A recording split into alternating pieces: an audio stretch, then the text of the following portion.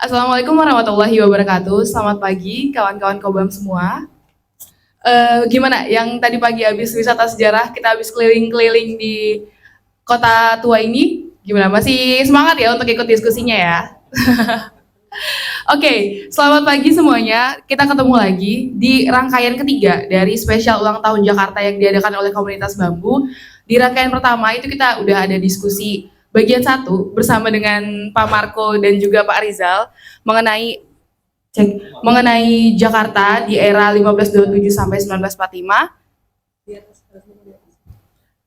1527 sampai 1945. Lalu kita sambung dengan wisata sejarah mengenai benarkah VOC jatuh karena korupsi? Dan jawabannya tadi sudah di-spill ya sama Pak Rizal di agenda wisata sejarah tadi pagi. Kita udah jalan-jalan dari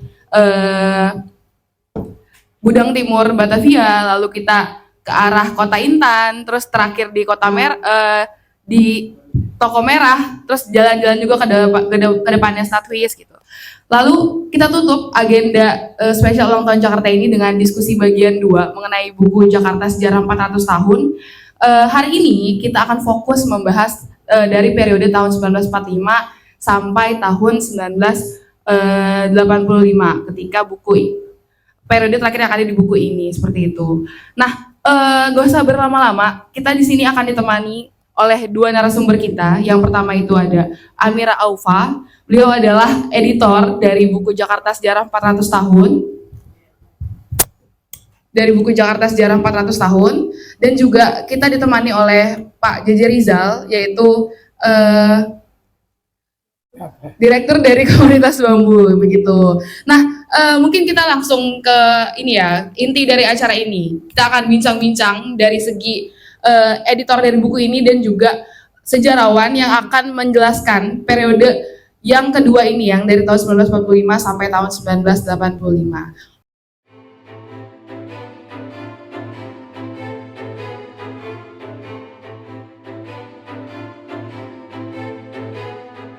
Oke, mungkin dari pertama aku akan nanya dulu ke Amira ya mengenai proses atau dapur Kobam mengenai buku Jakarta Sejarah 400 tahun ini.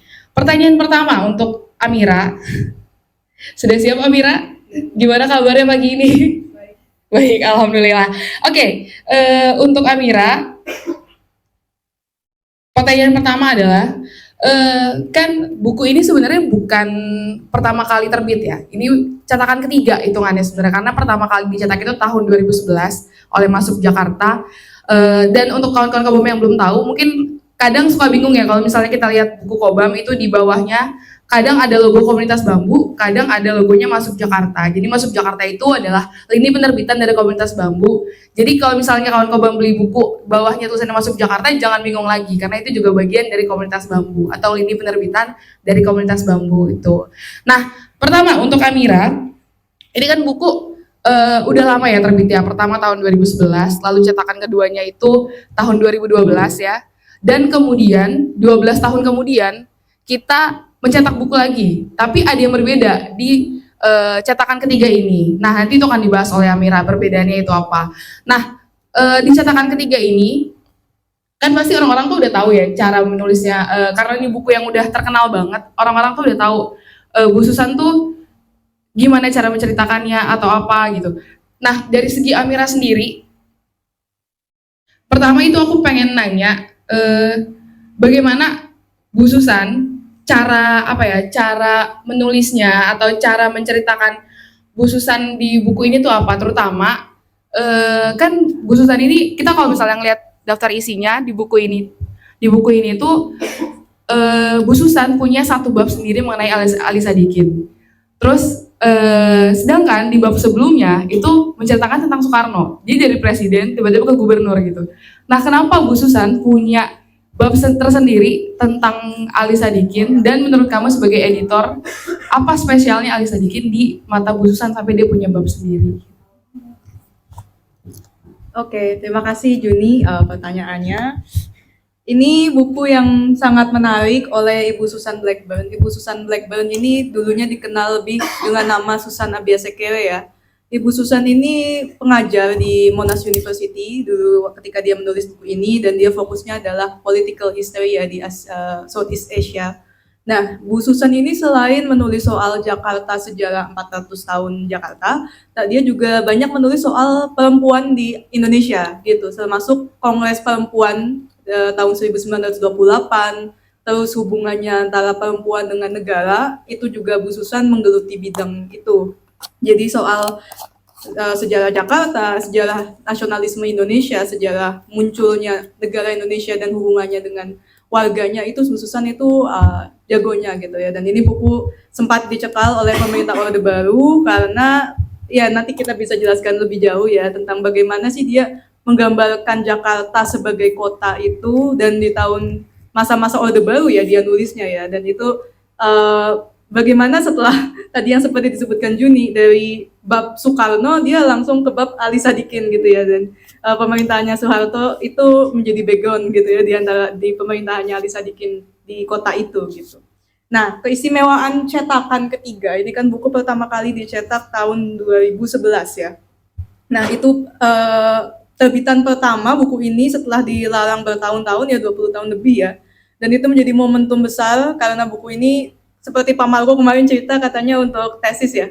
Untuk tesis itu baca fotokopiannya ya, dari Leiden kalau nggak salah ya. Dan itu kan susah untuk, sebenarnya buku ini penting tetapi tidak ada wujudnya dalam bentuk buku. Oleh karena itu Komunitas Bambu waktu itu memakai lini penerbitannya yaitu Masuk Jakarta, itu menerbitkan buku ini. Jadi Masuk Jakarta memang fokusnya nerbitin buku-buku sejarah Jakarta, dan itu bukan cuma sejarah dari peneliti luar, dari peneliti lokal, contohnya dari Abdul Haer, Firman Lubis, itu kita terbitkan juga. Dan ini buku yang salah satu yang paling terkenal soal Jakarta karena periode pembahasannya itu ya, long dure ya, dari masa Sunda Kelapa, kota pelabuhan, lalu masa VOC kolonial, Jepang juga dibahas, terus masa Soekarno dan masa Ali Sadikin dan penerus-penerusnya itu di sini.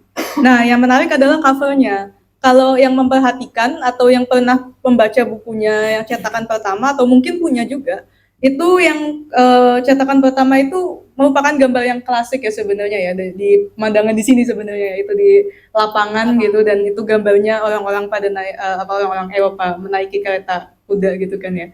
Nah, di sini kita ganti gambarnya ke pasar Batavia gitu, karena lagi intisari dari buku ini itu menggambarkan berbagai rumitnya sebenarnya, berbagai jenis kegiatan di kota yang bukan cuma dari gedung kastil, bukan cuma dari lapangan, tetapi juga ada di pasar, ada di jalan-jalan kampung, ada di rawa-rawa. Itu semua dibahas oleh Ibu Susan. Makanya di sini kita bikin semacam montase ya gambar ini ya, semacam remake dari lukisan lama. Ini ada pasar, lalu ada berbagai jenis orang. Di sini ada orang-orang dari etnik Indonesia. Terus ini ada orang Cina, ada orang dari Hadramaut ya. Kalau misalnya kalau dilihat di dalam sini, ini di belakangnya ada juga, masih nyambung ya. Terus juga ada orang Eropa yang pakai baju putih, ini kayak bapak-bapak yang icon monopoli itu ya. Terus ini ada belakangnya ada beragam jenis kegiatan masyarakat Batavia gitu. Dan sebenarnya di sini isinya itu tidak berubah ya, karena kita kan walaupun ini udah hampir 500 tahun, tetapi periode bahasan Ibu Susan itu kan sampai 1985. Jadi dari segi itu kita tidak ubah, tetapi dari segi penyuntingan dilakukan penyempurnaan, dari segi terjemahan juga, dari buku aslinya diulangi lagi, saya baca ulang semuanya, dan sekarang bisa dibaca lagi dalam bentuk yang versi 1421, lebih handy ya, lebih enak dibawa, dan ada peta yang bisa dibuka juga di halaman 77. Ini sorry agak susah bukanya, tapi ini bisa dibuka juga petanya, lebih ukurannya lebih luas daripada buku aslinya ya. Nah, terus tadi pertanyaan selanjutnya, gimana cara bicara Ibu Susan ya? Ibu Susan nih menarik ya, dia tidak kering ya bahasannya ya, dia enak banget ngomongnya gitu, dan apalagi ketika dia bikin bab soal Ali Sadikin gitu, dia seperti terpesona gitu sama Ali Sadikin, karena dia bilang Ali Sadikin yang tampan gitu ya, karismatik gitu ya, itu berbanding terbalik sama Soeharto yang dingin dan kaku gitu. Gitu. Nah, itu yang menarik ya, kayak bagi Bu Susan nih, Ali Sadikin ini spesial gitu, makanya dia dibikin satu bab tersendiri. Tapi keistimewaannya Ali Sadikin di mata Ibu Susan itu beralasan gitu kan, makanya dia bikin satu bab khusus yang nanti bisa Pak Rizal bisa cerita lebih lanjut ya soal itu. Itu dari saya sih. Nah, buku ini sangat menarik dan sangat penting karena ini buku yang sangat babon lah ya soal memahami sejarah Jakarta. Sebelum baca buku-buku lain ya di Masuk Jakarta itu ada banyak. Contohnya yang sebenarnya mirip-mirip bahasannya tapi lebih fokus ke era Orde Baru, ada bukunya Jerome tadi ya. Di situ ada buku Jakarta, judulnya Jakarta Kelas. Terus kalau mau yang memahami lebih lanjut soal masa kolonial, situ ada buku Batavia, Henry Meyer. Terus ada buku Batavia awal abad 20. Terus ada bukunya Lans Kassel, Profil Etnik Jakarta, itu juga sangat membantu memahami keberagaman yang ada di dalam etnik-etnik Batavia pada masa lalu yang pasti berpengaruh terhadap keberagaman yang terjadi sekarang gitu. Baik, terima kasih Amira.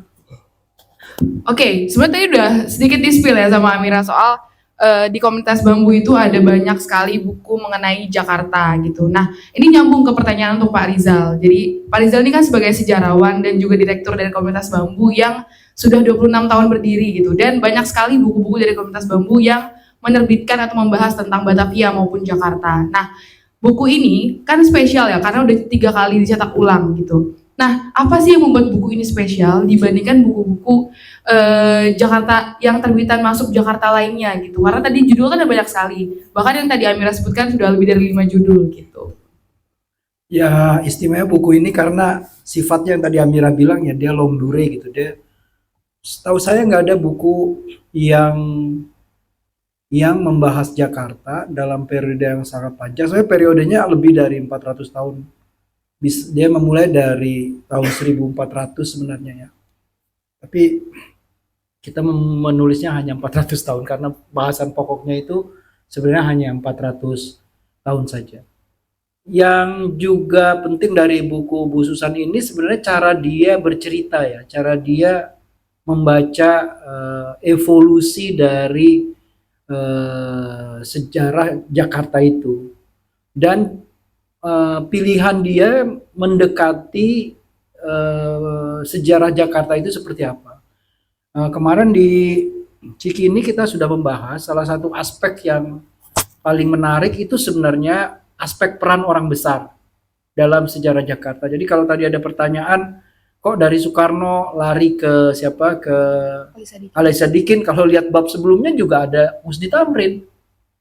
Kalau lihat lagi mundur ke belakang ada Jan Pieter Sungkun gitu. Jadi Jakarta itu sejarahnya identik dengan peran tangan orang-orang besar. Tapi juga Bu Susan meragukan gitu, peran tangan orang-orang besar ini memang memainkan peranan besar. Tapi kondisi historis Jakarta yang dibentuk awalnya sebagai kota yang sangat urban, membuat kota itu berkembang, pembangunannya jalan terus, tapi dia hanya memenuhi mimpi-mimpi kaum aristokrasi uang dan politik. Ya, Kun itu maksa kota Batavia itu harus menjadi kota koloni kulit putih gitu. Ya gagal, tapi kota ini didesain untuk ras tertinggi gitu loh, yang namanya European begitu.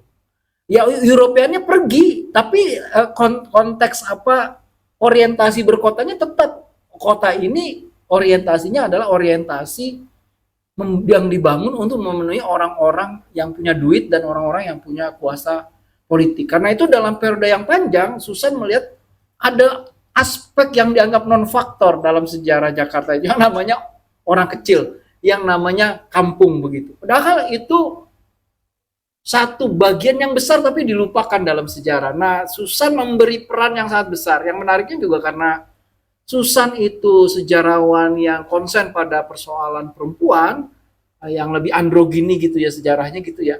Nah, dia memasukkan, tapi ini bukan Susan sebenarnya bukan pemulanya, tapi ada tren di tahun 1970-an sampai 80-an tentang pertanyaan besar di mana tempat perempuan. Nah, kita juga nerbitin buku tuh, A Social World of Batavia, kehidupan sosial di Batavia. Itu sebenarnya cerita bagaimana sebenarnya kota Batavia itu, kalau Blesse bilang itu yang bikin orang Cina, ya kota ini infrastrukturnya, tak infrastruktur materialnya ya, tapi infrastruktur kulturalnya itu ya perempuan begitu. Itu bisa dicek, dia sampai cek apa silsilah keluarga-keluarga gitu, dan dia bisa kasih lihat bagaimana orang-orang Eropa yang nggak bawa istri akhirnya kawin dengan perempuan pribumi setempat itu sangat menentukan di belakang seluruh praktek politik, bahkan siapa menduduki jabatan apa, itu peran perempuan sangat sangat penting begitu ya. Nah, Ibu Susan tuh memberi cara kita memahami Jakarta itu dengan cara yang menurut saya membuat bukunya itu klasik. Satu, emang dia nggak punya saingan, nggak ada yang menulis sesimpel Bu Susan. Ada yang mencoba Wahyuken, tapi kan sangat material culture banget, maksudnya artefak begitu, capek bacanya gitu. Jadi kayak baca apa ya, kayak masuk ke museum gitu ya, baca sebuah pameran begitu, barang A, barang B, barang semuanya dianggap barang. Jadi seperti apa ya, seperti mengikuti perjalanan pertunjukan artefak gimnastik begitu, atau akrobat artefak begitu ya. Nah, kalau Bu Susan tuh soft menurut saya. Dia singkat, tapi dia merangkum periode yang panjang, dan cara dia bercerita itu yang menurut saya, ya karena saya pernah tahu Bu Susan itu, ya memang orangnya unik ya, orangnya apa ya, pecicilan begitu ya. Jadi memang kita bisa melihat cara dia nulisnya justru tidak pecicilan, tapi gagasannya itu yang pecicilan menurut saya. Dia di luar dari mainstream. Itu yang menurut saya membuat buku Bu Susan itu menjadi menarik ya. Satu, kepandaian dia meretorika. Sejarah itu kan penting, akhirnya bagaimana bercerita kan. Kalau kita baca buku Bu Susan ini, maka kita seperti siapa aja yang senang didongengi tentang cerita-cerita yang ajaib. Tapi kan nggak ada yang seajaib cerita yang kejadian sebenarnya kan. Sehebat-hebatnya fiksi nggak akan bisa mengalahkan kejadian yang sebenarnya gitu. Nah, Bu Susan tuh mengenakan data-data yang menurut saya ajaib cerita-ceritanya. Yang kemarin tuh kita berbagi sebenarnya di Cikini tuh bagaimana kepandaian Bu Susan itu memilih dari berbagai macam data, dia menghadirkan apa dia istilahnya menyeleksi data, dan kemudian memasukkan data yang punya faktor uniqueness. Itu loh yang menurut saya menarik. Nah, karena itu kita bisa melihat kota dalam perspektif yang berbeda. Ya benar, kota ini adalah kotanya kaum elit, tapi juga kaum alit begitu. Nah, ini menurut saya menarik, dan karena itu juga kan buku dia kemudian dibredel, dilarang ya, karena dianggap ini buku sangat Marxis. Ya memang kotanya harus ditelaah secara Marxis, karena yang berkembang kota kapitalis begitu loh, kota konsumsi begitu. Nah, jadi sejak nggak pernah jadi kota kan sebenarnya, dari zaman Batavia ke zaman Jakarta itu kan hanya jadi markas dagang, nggak pernah jadi kota. Baru belakangan orang kayak Marco teriak-teriak, ya ini kota harus jadi kota komunitas begitu. Kota milik kita bersama begitulah. Nah, ini kan nggak dapat pembahasan yang lama, tapi Bu Susan melihat dua kekuatan itu bertarung dalam periode yang panjang, antara state gitu ya, penguasa, antara elit dengan elit itu terus bergulat begitu. Dan Bu Susan menggambarkan itu. Menurut saya itu yang membuat buku ini mungkin nggak disenangi oleh Orde Baru ya, karena seolah-olah dalam konteks ini Bu Susan merayakan tempat orang kecil di dalam buku ini. Banyak sekali, bahkan ketika dia cerita elit begitu ya, dia cerita Tamrin, maka dia memberi porsi yang besar kepada bagaimana Tamrin mengurus kampung misalnya gitu. Atau pada zaman Ali Sadikin dia ulang lagi, oh ternyata sejarah tuh nggak diskontinuitas tapi kontinuitas begitu. Dia bahas, oh Tamrin tuh punya warisan. Jadi sebuah kota tuh punya warisan yang baik dari sejarah. Persoalannya adalah kita kadang nggak belajar sama sekali dari sejarah. Nah, Susan memberi tahu kita itu, ya.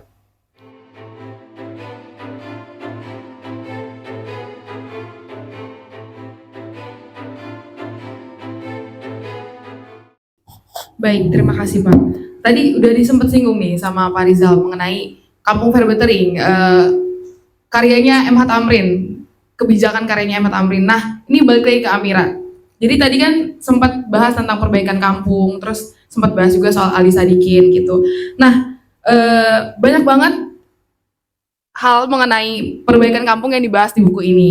Terus dari segi Amira, apakah soal kampung ini sebenarnya cukup banyak diangkat juga ketika orang membaca mengenai Ali Sadikin. Misalnya di buku-buku masuk Jakarta itu atau di buku Komunitas Bambu itu kan ada buku Jakarta Keras tadi karyanya Jerome tadi, atau buku Kota-Kota Indonesia karyanya Pak Marco, itu juga banyak membahas tentang Jakarta sebenarnya kan. Nah, menurut Amira itu gimana? Tuh. Kalau menurut saya soal kampung itu ya tadi ya, perbaikan kampung segala macam itu selalu dipandang sebagai yang bukan kota ya. Jadi ketika orang menulis soal kota ya kebanyakan itu disampingkan gitu. Contohnya juga ini buku soal Jakarta ya, tetapi buku Jakarta itu kan tidak bisa berdiri tanpa daerah-daerah penyokong di sebelah-sebelahnya seperti misalnya Depok, Bekasi, Tangerang segala macam. Itu juga harus dijadikan satu studi khusus gitu kan. Jadi memang itu masih belum banyak gitu ya, dan Bu Susan justru mempertanyakan itu sepanjang narasi dari awal sampai akhir. Sebenarnya ini Jakarta itu kota bukan sih gitu kan. Dan karena kalau misalnya bicara kota itu kan harus ada kesinambungan antara yang dibangun dengan yang tinggal di situ. Tetapi di sini dari awal sampai akhir itu seperti terpisah gitu. Jadinya menarik gitu ketika Bu Susan membahas tentang proyek perbaikan kampung Ali Sadikin secara panjang lebar ya di situ, dan membahas tentang Muhammad Husni Tamrin, gagasan-gagasan dia. Ya, kalau misalnya di buku Kobam ada beberapa, contohnya di buku Pak Marco Kusumawijaya, itu buku Kota-Kota Indonesia 3 jilid ya.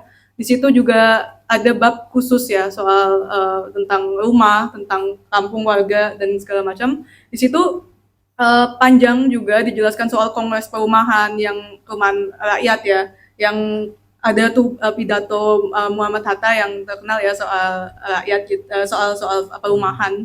Nah itu yang menarik juga sih karena ketika si Muhammad Hatta itu bilang bahwa sebenarnya ini bukan hanya, kita tidak boleh hanya menuntut negara gitu ya, rakyat juga berpartisipasi, dan itu terjadi juga di masa Ali Sadikin ketika proyek perbaikan kampung kan gitu. Dan yang menarik juga soal kampung ini memang kan nggak secara khusus menjadi bahasan yang penting gitu ya, tetapi salah satu penulis kita, sejarawan Jepang ya, Aiko Kurosawa, itu juga sempat menulis artikel khusus ya soal kampung di Lenteng Agung khususnya ya, karena dia itu lucu juga ya, dia tertarik untuk meneliti itu, bagaimana dulu dia ketika pertama kali datang ke Indonesia melihat anak-anak di Lenteng Agung sekitar tahun berapa ya? Masa tahun 1980-90-an itu masih kecil-kecil gitu ya. Dan dia melihat orang tua di situ itu melihat pendidikan itu sebagai jalan untuk menaikkan derajat keluarga gitu. Dan ketika sekarang tahun 2000 dia lihat lagi anaknya ternyata sudah jadi sudah jadi pegawai-pegawai, sudah bekerja, sudah rumahnya sudah diperbarui gitu kan. Jadi dia pikir, wah ini kampung-kampung adalah tempat-tempat di mana situasi dan derajat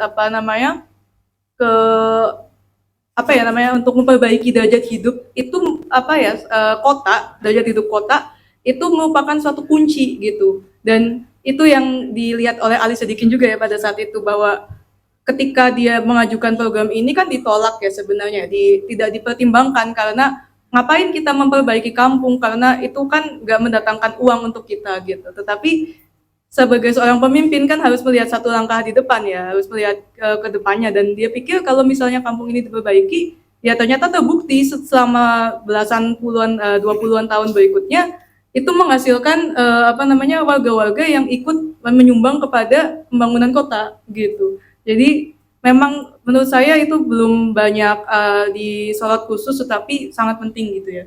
Itu sih. Baik, terima kasih Amira. Oke, kita lanjut lagi membahas tentang Ali Sadikin. Karena Ali Sadikin ini salah satu gubernur yang kontroversial ya, kebijakannya banyak dan sangat terkenal juga gitu. Nah, salah satu kebijakannya Ali Sadikin yang cukup terkenal itu adalah kebijakan Jakarta sebagai kota tertutup. Nah, ini pertanyaan untuk Pak Rizal ya. Kebijakan Jakarta sebagai kota tertutup ini bagi pendatang, apakah ini ada hubungannya dengan kegagalan pemerintah untuk menciptakan Jakarta sebagai tempat hidup dan mencari pemasukan di tempat lain di luar Jakarta gitu? Ya kalau Bang Alinya sendiri bilang itu saya berhasil bekerja, yang lain nggak kerja. Itu beneran dikatakan dengan terang-terangan. Kesalahan saya adalah saya kerja benar, yang lain nggak ada yang kerja, gubernur. Tapi menurut saya, mengutip dari Bu Susan, saya salah Bang Ali. Untuk kerja yang perlu duit, kata Bu Susan. Nah Bang Ali itu, dia punya kemampuan yang baik, tapi dia juga punya momentum yang sangat baik sehingga semua memungkinkan. Ketika dia mulai memimpin, kemudian ada bom minyak, itu yang sebenarnya memungkinkan, kata Bu Susan. Jadi Bu Susan melihat faktor eksternal, ya, yang membuat Bang Ali besar itu, ya kecakapan Bang Ali banyak orang bahas, ya jadi mistar kebaikannya, terus kita juga nggak bisa nafikan bahwa dia gubernur yang pandai mendengarkan. Banyak elit hari ini kan kupingnya budak ya kupingnya. Nah Bang Ali itu orang yang pandai mendengar, siapa aja yang punya gagasan yang baik, walaupun dia nggak ngerti, kalau dia bisa tangkap gagasan itu penting buat kota, maka dia akan dorong itu. Untuk misalnya contoh kasusnya adalah Sinematek. Gagasannya tuh dari Misbah Yusabiran, karena Misbah bilang, Misbah itu memahami masalah film Indonesia nggak akan mungkin punya karakter tanpa pengetahuan sejarah film Indonesia. Jadi film itu alat yang penting untuk pendidikan nasional gitu, karena itu harus punya karakter, kata Misbah. Nah kemudian Misbah banyak berkeliling ke beberapa negara untuk belajar sebenarnya bagaimana membentuk karakter film, dan dia ketemu jawabannya itu harus punya lembaga dokumentasi begitu ya. Kemudian dia datanglah dengan gagasan setelah pulang dari Paris, membawa gagasan Sinematek. Dia bicara sama Bang Ali tentang Sinematek itu.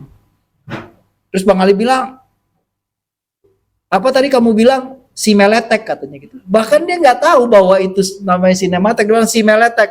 Sinematek Pak. Ya apapun namanya itu kamu bisa garansi itu penting buat kota. Sangat penting Pak. Ya udah kamu bikin proposal Simeletek itu katanya. Maka pulanglah si Misbah Yusabiran dan dia ngetik proposal. Balik lagi dia bilang sama Bang Ali, ini proposal Simeleteknya sudah selesai. Sinematek kata Bang Ali. Udah dikoreksi sama dia, Sinematek. Terus dibaca dananya, ini dananya cukup segini. Saya rasa nggak cukup deh, saya tambahkan 30% katanya. Nah itulah Bang Ali. Karena apa dia bisa ngomong begitu? Satu menurut saya, oke, dia punya wawasan baik, tapi dia punya duit. Dan sekarang punya duit, nggak punya gagasan yang baik juga. Itu problemnya kadang-kadang tuh. Nah, jadi Bang Ali ini menurut saya gubernur yang diberi ruang banyak ya, dan dimulai dengan sangat pandai oleh Susan, karena Susan menggambarkan Bang Ali dalam penutup dari bab zaman Soekarno itu menuju zaman Bang Ali itu dengan bilang bab pertama dari Bang Ali itu kado terbaik buat kota Jakarta. Ali Sadikin adalah kado terbaik buat kota Jakarta. Tapi di situ juga kita ingat bagaimana sebenarnya gagasan yang dilakukan Bang Ali adalah gagasan yang dalam pidato Soekarno sendiri ngomong, saya suplan katanya gitu. Saya suplan pikiran saya, gagasan saya ke dalam diri kamu Ali Sadikin. Sehingga kamu bisa ngomong nanti di akhir, dia ngutip bahasa Belanda, dia bilang ya ini semua karena perbuatan Ali Sadikin. Nah jadi Bang Ali sebenarnya hanya melanjutkan apa yang digagas oleh Soekarno. Dia melanjutkan proyek-proyek yang diejek sebagai proyek mercusuar, tapi juga dia tahu benar pada periode itu Soekarno mendapat kritik bahwa dia banyak bikin proyek mercusuar tapi tidak memperhatikan perumahan masyarakat misalnya. Nah dia mulai memperhatikan nasib orang kampung itu. Walaupun menurut kritik Susan duitnya hanya sedikit sebenarnya untuk proyek MHT ini. Tapi duit yang sedikit itu keviralannya tinggi ya istilah sekarang itu. Keharumannya besar, dicontek di Surabaya, kemudian dia dapat agakan award gitu ya. Ini contoh sebenarnya Bang Ali itu dia marah bahwa dia bekerja yang lain nggak bekerja, sehingga dari mana-mana orang datang dan Jakarta ya, penduduknya itu tiba-tiba hampir berlipat kali 2 atau 2,5 begitu. Dan Bang Ali menggagas untuk proyek Jabodetabek sebagai respon dari persoalan itu. Kemudian juga proyek apa yang disebut apa sih balai pelatihan kerja itu loh, apa yang di tiap BLK itu dari zaman Bang Ali gitu. Sambil dia bilang seharusnya di daerah-daerah BLK ini didirikan gitu. Jadi dia memang mau membuat kota Jakarta tertutup, tapi dia tahu itu hal yang mustahil dan nggak mungkin dilakukan. Bahwa dia membuat KTP, merajia KTP, iya, tapi dia kemudian sadar ini hal yang nggak bisa dilakukan. Ini problem yang jauh lebih besar. Nah, di titik itulah Bang Ali itu menjadi matahari kembarnya Pak Harto, ya selesai.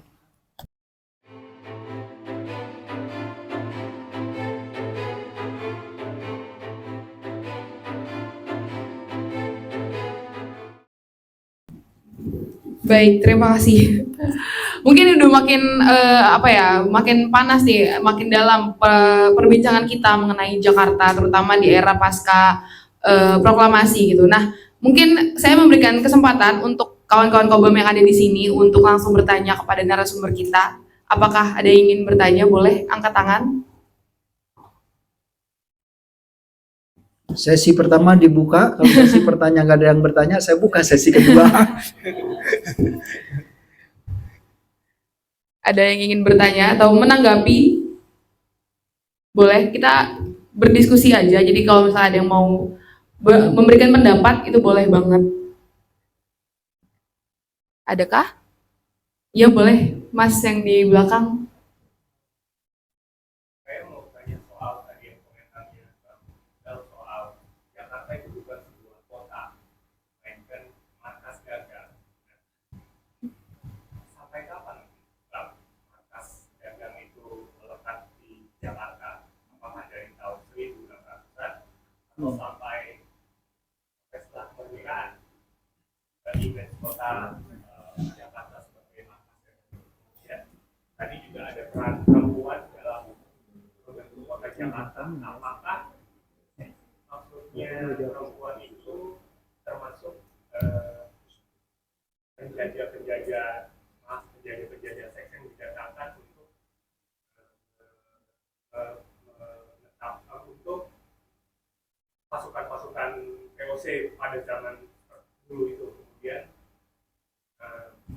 penjajah-penjajah seks itu mempengaruhi bentuk dari kota Jakarta sendiri. Baik, terima kasih.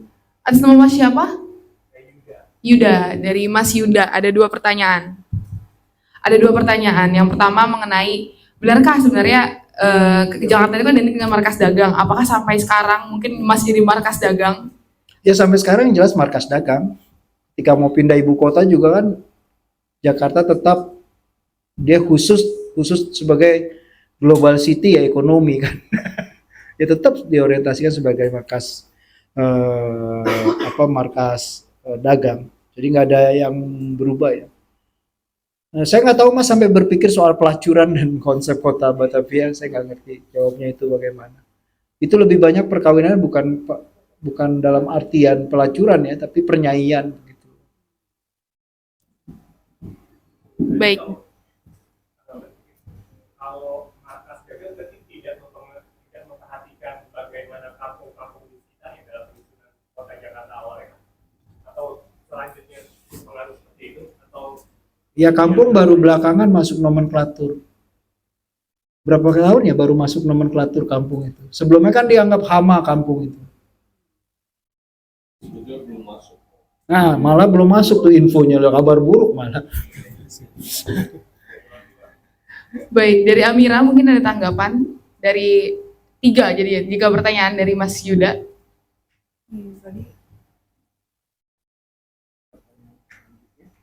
Pertanyaan selanjutnya aja deh. Oke, kita lanjut ke pertanyaan selanjutnya. Adakah pertanyaan lain dari kawan Kobam? Ya, silakan. Saya mau tanya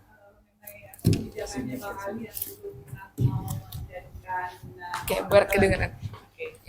Saya ingin bertanya mengenai kebijakan Bang Ali dulu waktu saya masih kecil. Saya ingat katanya mau dijadikan Jakarta bisa jadi tempat judi.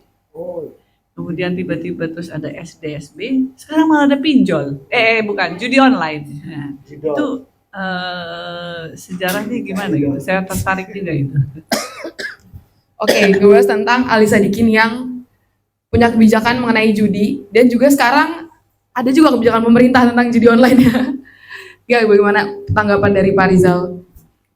ya Bang Ali kan harus bangun kota. Untuk bangun kota tuh dia bilang perlu duit katanya gitu. Waktu dia mau bangun proyek MH Tamrin, dia kan ke Bappenas kan, kalau nggak salah ketemu Ali Wardana atau siapa sih, terus Wijoyo ya, terus Wijoyo bilang maaf pemerintah pusat nggak ngurus orang miskin gitu. Kayak gitu. Nah orang kampung malah bukan orang miskin kayak gitu.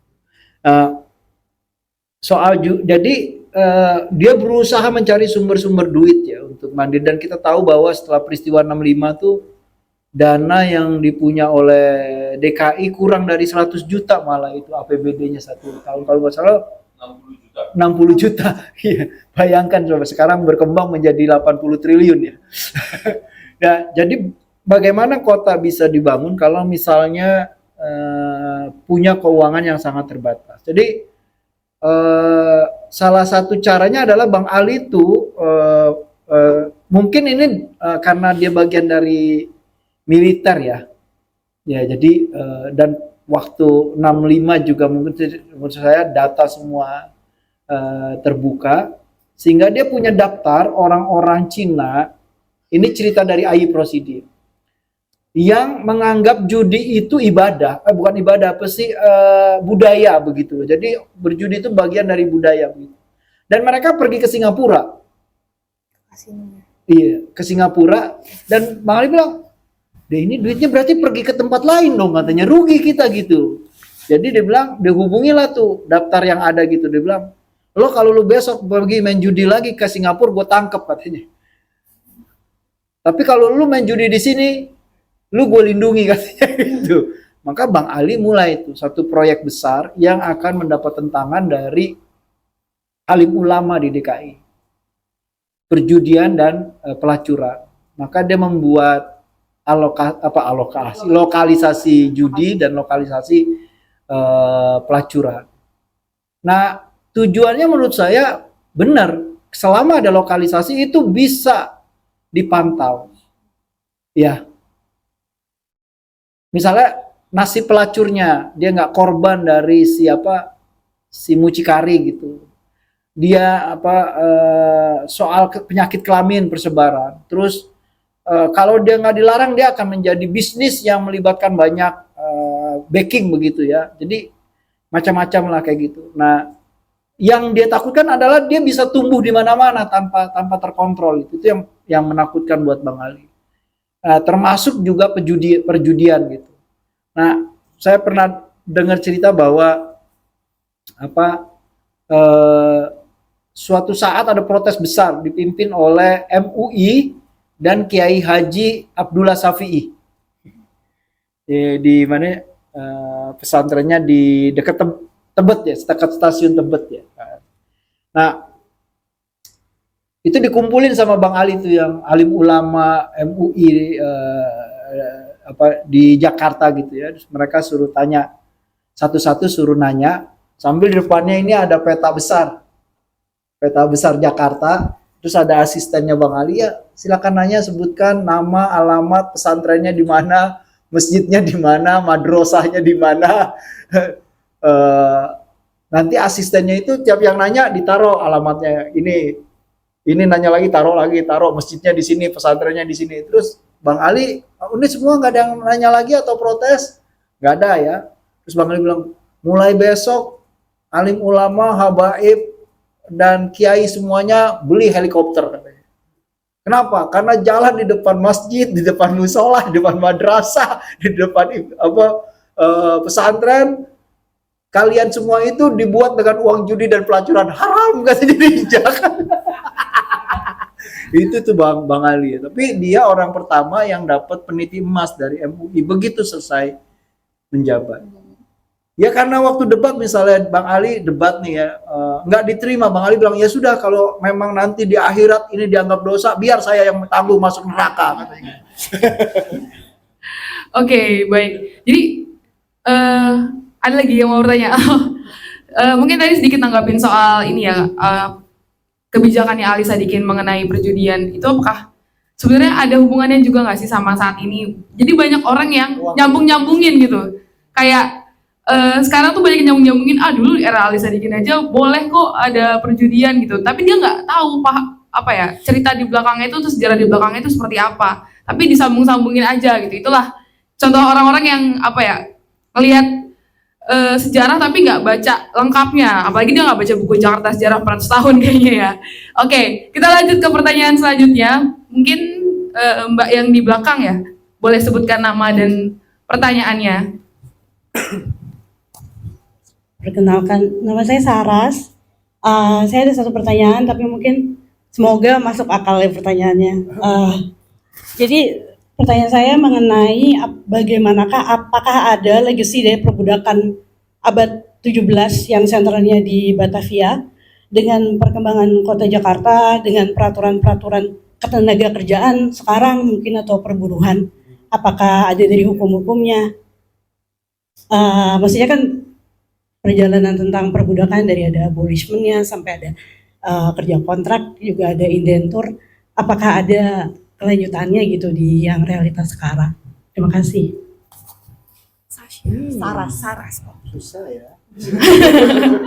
Baik, pertanyaan tentang apakah ada legacy dari perbudakan di era Hindia Belanda dulu sama kebijakan-kebijakan ketenaga kerjaan sekarang. Iya jawabnya ya. Ya Batavia memang salah satu pasar budak, dan salah satu tesis setiap orang bicara tentang Batavia selalu budak ini jadi pembicaraan. Tapi kemarin diskusi di Cikini saya bilang bahwa itu harus dilengkapi, bahwa yang dibawa ke kota Batavia itu atau yang datang ke kota Batavia bukan hanya budak. Misalnya kemarin kita ngasih contoh tentang, tadi juga di wisata sejarah kita kasih contoh tentang Arupalaka. Itu dia raja dari Bone. Ya. Ada tawanan juga, orang seperti Diponegoro begitu kan ditawan di sini gitu. Jadi tidak semua budak, bahwa memang kota Batavia itu memerlukan tenaga, dan ada orang yang diambil dalam perang seperti dari benteng di Melaka begitu ya. Kalah perang mereka, kemudian budak-budaknya dibawa, ya dia menjadi budak tapi diberi perkampungan, tapi ketika mereka memilih untuk beragama Protestan, kemudian mereka diberi kebebasan dan jadi orang mardikers gitu.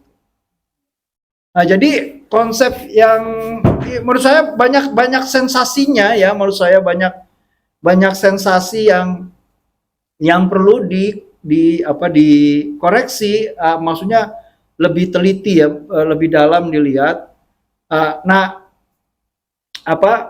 Dulu pernah ada satu masa orang Betawi itu selalu marah-marah karena dianggap keturunan budak. Saya sih nggak masalah sebenarnya. Iya, itu sampai ada peristiwa Lancaster itu kan bikin tulisan kan di majalah Indonesia. Tulisan itu dibikin tahun 67 kalau nggak salah, etnik profil Jakarta. Banyak orang Betawi itu marah, termasuk Ridwan Saidi, karena Lancaster bilang orang Betawi itu keturunan budak begitu. Tapi pertanyaan saya, apakah orang-orang Betawi ini pernah baca tulisannya Lancaster atau Bang Ridwan sendiri gitu? Kadang saya nanya, skeptik begitu ya, nanyanya kayak gitu. Karena satu, dia di majalah Indonesia dan nyarinya tuh lebih gampang nyari kuntilanak daripada majalah itu. Susah nyarinya itu. Dulu hanya di kampus-kampus dan perusahaan tertentu kan ada begitu majalah Indonesia itu gitu. Sekarang sih kita bisa akses cepat ya, udah dibuka jadi aksesnya langsung bisa begitu. Nah, tapi dulu di tahun 90-an Itu susah sekali. Udah gitu berbahasa Inggris pula kan. Nah ini kan problem, akhirnya saya terjemahkan. Ternyata udah saya terjemahkan juga nggak dibaca, tetapnya seminar ada yang bawa golok mau membacok Lancaster itu. Udah bilang ini orang mau bilang orang Betawi keturunan budak begitu. Padahal Lancaster itu ahli ilmu politikologi kan. Dia mau bilang, ini kenapa ya penduduk asli artikulasi politiknya rendah. Yang dia mau ngomong itu sebenarnya. Terus dia pakai komposisi Paul Stirling tahun 30 yang menjelaskan kok ada 80.000 orang, jumlahnya besar banget nih warga di Batavia, tapi kok nggak ada namanya, akhirnya disebut Batavian begitu. Itu kan yang disebut sebagai orang Betawi. Di situ ditulisnya sebagai budak awalnya, tapi kemudian dikasih nama Batavian begitu. Nah orang-orang ini kan yang kawin-mawin, kemudian salah satunya namanya Muhammad Husni Tamrin begitu. Apa Husni Tamrin itu terus budak begitu? Kan enggak gitu. Nah, jadi ini yang jadi masalah menurut saya. Keterangan Abu Mona Lohanda tuh selalu bicara mesti hati-hati menggunakan term budak dalam konteks Eropa dengan term budak di Asia Tenggara. Bahkan ada satu buku dan seminar besar itu yang dipimpin oleh Pak Anthony Reid ya. Ada bukunya Slave, Bondage, dan apa saya lupa, itu buku yang udah lama sekali. Nah, apalagi kita mencoba mencari, ya orang kan senang namanya paralelisme sejarah. Itu orang senang. Saya juga senang sebenarnya, tapi punya resiko. Saya selalu menasihati dan mengingatkan diri saya, ya memang ada kemiripan sejarah yang lalu dengan sekarang. Ada pola-pola yang sama, tapi kita harus sangat hati-hati gitu. Membawa misalnya paralelisme antara ada warisan perbudakan dengan konsep perburuhan dengan ini, kita harus hati-hati. Benar-benar kamu harus baca sumber dengan baik dan memahami konsep budak. Misalnya kalau baca buku Wallace itu ada seorang budak kan yang selalu luar, tapi dia katanya Wallace, ini aneh ya, kok dia budak tapi dia bisa pergi kapan saja, ini kayak orang bebas juga gitu.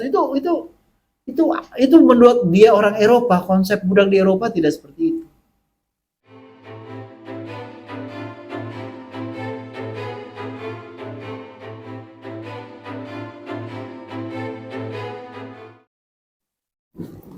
Baik, terima kasih pertanyaan untuk Kak Saras. Ada tambahan dari Amira? Mungkin dari sisi bukunya dibahaskah mengenai budak? Iya, dari sisi bukunya tentu saja ya mirip sama bukunya Amy Meyer juga dibahas soal budak. Tapi tadi mau bersetuju juga soal budak yang konsep budak di Eropa dengan konsep budak yang sini itu tidak bisa samakan. Ada juga orang Bali ya yang akhirnya memberontak. Itu juga disebut budak dalam literatur Eropa. Terus juga ada budak-budak yang ada di Buitenzorg juga ya, yang dia itu sebenarnya peneliti ya di kebun raya gitu ya. Tapi ketika orang Eropa datang dan mengatasnamakan penelitiannya dengan nama dia gitu ya, orang-orang itu yang membantu dia datang ke hutan menelusup jauh-jauh gitu, itu bukan dianggap peneliti, padahal sebenarnya dia orang yang sangat berpengetahuan di bidang botani, di bidang kehutanan, di bidang sejarah lokal wilayah itu, tapi itu dianggap sebagai budak juga. Iya, asisten-asistennya itu yang sebenarnya sangat penting untuk, bahkan ketika dia datang ke situ dia nggak tahu apa-apa soal hutan-hutan yang ada di Buitenzorg itu, dan diajari malah sama budak-budaknya gitu. Tapi jadi ketika kita ngomongin budak tuh hanya satu yang dianggap itu yang datang ke Batavia dan mengikuti perempuan-perempuan Eropa itu budak, padahal sebenarnya banyak sekali jenis-jenis budak di sini. Oke, terima kasih. Nah, ada tanggapan langsung dari Pak Marco. Ya. Silakan Pak. Saya pikir perlu betul memperhatikan bahkan istilah budak secara filologis ya. Karena budak dalam bahasa Melayu itu, saya bisa menyebut Anda semua ini, budak-budak hadirin ini, artinya orang-orang. Atau bahkan anak-anak kecil, dan siapa saja yang kadang-kadang dia hanya dipakai untuk menunjuk orang. Budak-budak itu maksudnya orang-orang itu. Jadi kata Melayu budak sangat beda berarti. Kalau kata budak digunakan pada tahun 1930, saya jadi tertarik untuk meneliti lebih lanjut sensus penduduk 1930. itu kalau menggunakan kata budak, pasti maksudnya bukan slave. Karena pada tahun 1930 sudah dihapus perbudakan. Perbudakan dalam pengertian slavery memang betul ada, tapi itu dihapus pada, saya lupa persis tahunnya, tapi saya pikir di pertengahan abad ke-19 dihapus, betul gitu. Tapi sekarang kalau kita menggunakan kata slave, itu memang pernah ada. Jadi misalnya, tadi sempat ke Masjid Angke nggak? Masjid Angke tadi ada fotonya di situ, bagus banget, yang bentuknya kotak kecil. Itu masjid orang Bali, betul mantan budak, dalam pengertian slave, karena dijual oleh rajanya. Karena itu mereka menjadi muslim. Ketika mereka dibebaskan, pada mungkin lebih awal dari pertengahan abad 19, ketika mereka dibebaskan, tentu mereka tidak mau kembali ke agama Hindu, karena mereka punya trauma, ilah raja gua Hindu, gua dijual sebagai budak. Jadi mereka menjadi muslim. Karena itu ada Masjid Angke, orang Bali, kalau kita lihat arsitekturnya ada campuran Cina, Bali, Jawa, dan Belanda juga, Eropa juga. Jadi ya hanya latar belakang makna kata budak itu karena kita sendiri lupa dengan asal usul bahasa Melayu kita. Saya masih pakai kata budak gitu, kalau saya pulang kampung ke Bangka, budak tuh kemana? Itu artinya anak itu kemana? Anak itu kemana? Itu budak itu maksudnya. Jadi hati-hati. Nah jangan lupa orang Belanda, saya pikir di abad 19 itu sudah sangat fasih berbahasa Melayu ya. Karena itu bahasa Melayu menjadi bahasa yang diakui sebagai bahasa pemersatu, bukan karena orang Jawa berbesar hati, tapi karena kenyataannya demikian. Bahasa Melayu digunakan di seluruh Nusantara, terutama di pesisir-pesisir. Orang Jawa, Raja Jawa kalau bicara dengan orang lain juga berbahasa Melayu. Yang disebut tadi Ali yang membantu Wallace, ya betul, itu budak Melayu, tapi sama sekali bukan slave. Ali bahkan memperkenalkan diri sebagai Ali Wallace ketika dia berumur 64 tahun di Ternate, ditemukan oleh seorang botanis dari Amerika. Ali sama sekali bukan budak. Dia disebut budak karena dia orang Melayu dan masih kecil gitu. Mungkin umur 15 tahun udah ikut Alfred Russel Wallace ke Ternate. Baik, terima kasih Pak Marco yang sudah melengkapi jawabannya. Kita lanjut lagi, ada lagi kawan-kawan yang ingin bertanya. Silahkan Ibu. Pertanyaannya sih ringan aja. Kalau Bang Ali legasinya kayaknya pelacuran dan segala macam. Saya ingin bertanya, Jakarta Philharmonic itu legasinya Bang Ali itu bukan ya? Lalu, Karena kan sekarang kita kenalnya Jakarta City Philharmonic gitu ya. Kita pernah punya Jakarta Philharmonic.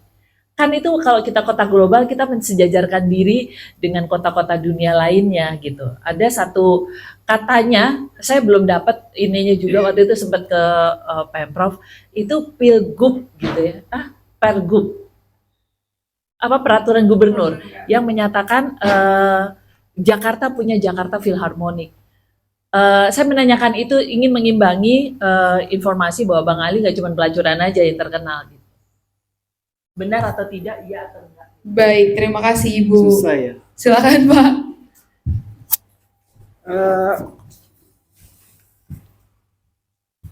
Saya nggak cukup tahu ya, saya harus cari dulu satu. Tapi memang Bang Ali warisannya tuh sangat banyak dan banyak yang dilupakan gitu. PDSAB Yasin misalnya gitu ya. Itu kan kalau nggak ada Bang Ali mungkin udah selesai bersama merosotnya ekonominya HB Yasin ya di tahun 75-an gitu ya. Terus juga selain PDSAB Yasin, Cinematek, kemudian hampir seluruh museum ya di Jakarta itu, gedung-gedung tua diselamatkan dan dijadikan museum itu oleh Bang Ali. Juga dulu di Kepulauan Seribu ada pusat riset kemaritiman yang sebenarnya pindahan dari kampung akuarium itu loh. Apakah dulu itu kampung akuarium sebenarnya pusat riset kelautan dari pemerintah Hindia Belanda begitu ya. Itu juga dari Bang Ali. Yang menarik juga tuh dari Bang Ali tuh halte. Halte terus apa Terminal. bukan terminal. Itu ada cerita dari wartawan Sirna Harapan, siapa itu? Sirna Harapan. Sinar Harapan itu yang suka naik gunung. Aristides Katopo. Jadi ada suatu saat Aristides bicara ke Bang Ali protes karena pohon di sepanjang jalan dekat Jalan Merdeka itu dipotongin. Nah, si Aristides tuh senang nyukur di bawah pohon pohon-pohon yang menjadi peneduh jalan itu gitu. Dia protes gitu. Pertama, saya kehilangan tukang cukur, kedua lebih penting lagi Jakarta kehilangan nafasnya. Terus Bang Ali bilang, apa yang mesti saya lakukan gitu. Waktu itu Aristides tuh ya wartawan sudah terkenal. Terus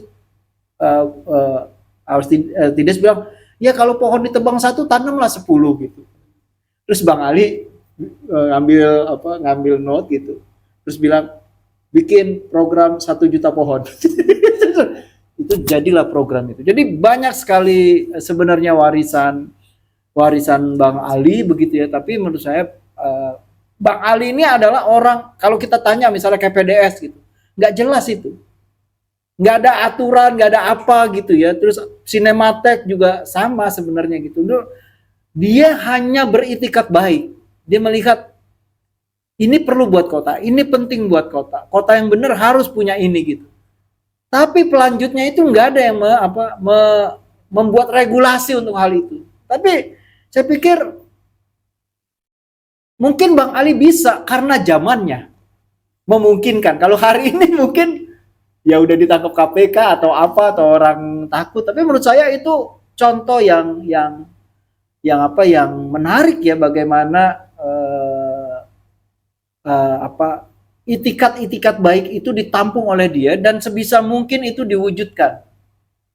Urusan legalistik atau regulasi, kalau sekarang kan wah ini nggak ada regulasi gitu. Nah, kalau di zaman Bang Ali itu nggak kayak gitu. Maksud saya mungkin zamannya, karena itu dia bisa melakukan banyak hal. Satu, karena ada buminya. Kedua, juga karena dia memang punya wawasan yang baik, dan dengan wawasan itu dia tergerak. Tapi dia sama sekali tidak mempedulikan persoalan konteks regulasinya. Baik, terima kasih. Kita lanjut, ada lagi pertanyaan dari kawan Gobam. Oke, tadi kita ngomongin soal Bang Ali atau Ali Sadikin. Kan banyak banget ya legasi-legasi yang akhirnya diturunkan gitu. Tapi menurut Pak Rizal maupun Amira, ada nggak sih kebijakan dari Bang Ali atau Ali Sadikin yang dulu itu sangat bagus sekali, tapi sampai sekarang itu kita udah nggak ada lagi atau nggak terdengar lagi kebijakan itu? Atau menurut kalian sangat disayangkan kebijakan itu sekarang udah nggak ada? Ada nggak sih kebijakan Ali Sadikin yang menurut kalian sekarang tuh sebenarnya bagus kalau diterapin gitu? Ya sebenarnya buku ini selesai di tahun 85, kemarin Marco mengingatkan. Terus saya pikir ya memang tahun 85 itu kan tahun berakhirnya master plan-nya Bang Ali. 65-85.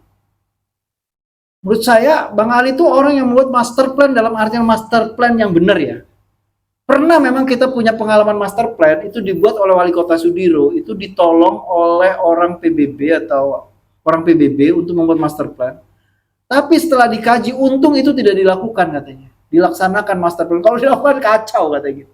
Tapi Bang Ali dalam buku, dia bikin buku kan 2, Gita Jaya sama Karya Jaya. Yang Karya Jaya itu buku cerita tentang dia kan, yang dia lakukan selama dia menjabat sebagai gubernur. Yang Gita Jaya itu dia menghormati bahwa dia nggak mungkin bisa melakukan Karya Jaya itu tanpa Gita Jaya, tanpa warisan dari gubernur-gubernur dan wali kota sebelumnya. Dan dia sebut salah satu itu master plan. Saya belajar dari master plan yang dibuat oleh Sudiro. Di master plan-nya Ali Sadikin itu RTH itu 37,5% kan. 37,5% ruang hijau di Jakarta. Terus turun kan? Turun menjadi 30%. Sekarang untuk sampai 10% aja setengah mati itu ruang hijau itu. Nah itu menurut saya. Yang kedua juga tentang Green Belt. Itu juga konsep yang menarik menurut saya dari Bang Ali. Tapi sebenarnya idenya bukan Bang Ali ya, Green Belt itu. Gagasan itu dari Tulichting tahun 32 tentang apa? Perbudakan dihapus tahun 80. Iya. Itu apa? Oh iya ada fotonya, saya lupa tadi nyebut di buku ini, ada fotonya ya, ada pasar budak ya.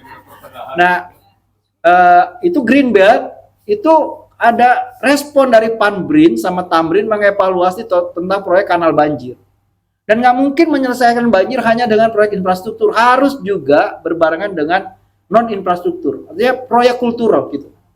Ya, jadi salah satunya adalah memelihara wilayah selatan Jakarta sebagai tangkapan air, sebagai kawasan resapan gitu loh. Karena banjir di Jakarta salah satu sebab terbesar adalah hujan di selatan datang ke sini gitu loh, Pak. Itu kayak. Jadi kemudian Bang Ali pada periode itu menetapkan kawasan selatan Jakarta itu sebagai Green Belt. Tapi persoalannya adalah ada tentara di situ. Tentara minjem tanah sama Soekarno untuk proyek Dwi Kora, pelatihan, relawan untuk perjuangan Irian, tapi nggak dibalikin tanah-tanahnya orang Betawi. Kan makanya ada kawasan apa tuh, macam-macam tuh di dekat UI tuh, apa aja tuh, yang tempat tentara mulu itu. Nah, ya ada macam-macam lah itu tersebut, tangkap gue. Nah, itu ada balikin tuh selatan tuh jadi kawasannya tentara. Kemudian dia menetapkan Condet sebagai kawasan cagar, sebenarnya bukan cagar budaya, suaka kawasan pertanian orang Betawi. Apa sih suaka pertanian orang Betawi gitu loh. Bukannya cagar budaya begitu. Nah, itu ditetapkan sama dia di Condet itu. Sebenarnya maksudnya membuat Green Belt itu sampai ke kawasan Lebak Bulus segala macam. Tapi kan sekarang Lebak Bulus berkembang menjadi Kuningan baru ya. Menjadi Kuningan baru. Nah, itu menurut saya kalau pertanyaannya warisan yang baik ada apa enggak, ya banyak. Cuma ingatan kita kan kadang pendek. Tapi juga itu di zaman Bang Ali ya. Hari ini harus diperbarui, bukan harus pasti berlakukan, tapi apakah mungkin gitu.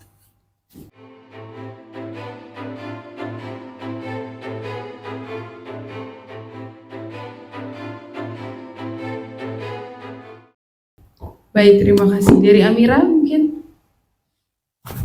Paling saya cuma nambah momentari sama pengen mengangkat sedikit kebijakan Bang Ali yang sebenarnya saya juga masih penasaran apakah itu kebijakan yang baik atau tidak gitu.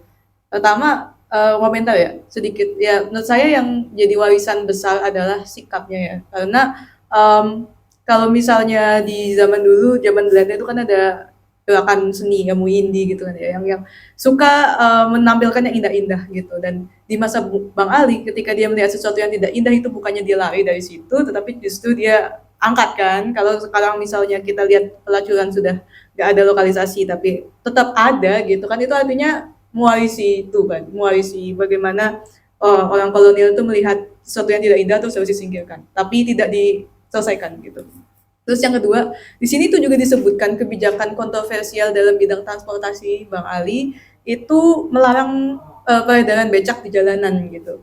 Nah, itu menurut saya itu adalah sifatnya yang suatu penyelesaian pragmatis ya, dari kalau misalnya kita lihat dia melihatnya ya, Jakarta ini sudah terlalu penuh banjir orang gitu ya, datang ke Jakarta dengan tidak membawa skill gitu, dan pekerjaan ini adalah pekerjaan yang tidak membutuhkan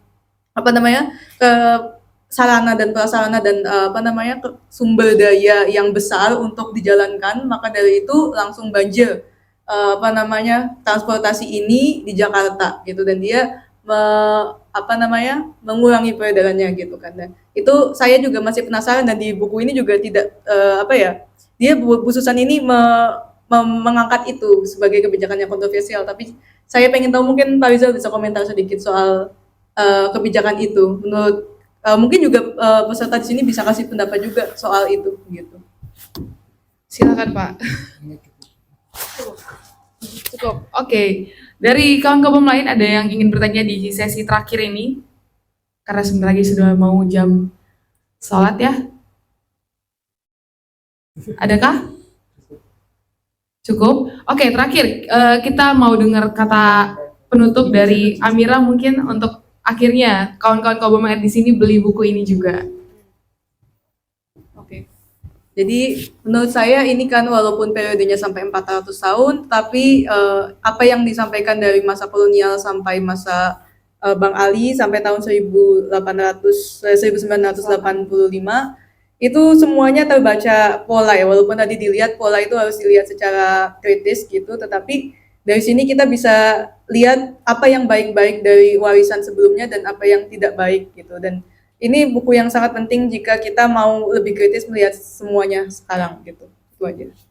Baik, terima kasih. Terima kasih untuk kawan Kobam yang sudah hadir pada acara diskusi bagian kedua dari peluncuran buku Jakarta Sejarah 400 tahun ini. Jangan lupa di depan ruang teater ini ada stand Bazar Buku Kobam yang bisa menemani kawan Kobam untuk sambil baca buku Jakarta 400 ditambah buku-buku Jakarta lainnya dari terbitan komunitas Bambu. Dan juga saya ingin mengucapkan terima kasih banyak kepada kawan Kobam yang sudah hadir hari ini, kepada Museum Sejarah Jakarta yang sudah menyiapkan tempat yang sangat nyaman untuk kita akhirnya berdiskusi. Dan jangan lupa untuk terus baca buku dari komunitas Bambu dan juga hadir pada diskusi-diskusi yang akan diadakan oleh komunitas Bambu. Saya Junia pamit undur diri. Wassalamualaikum warahmatullahi wabarakatuh. Terima kasih.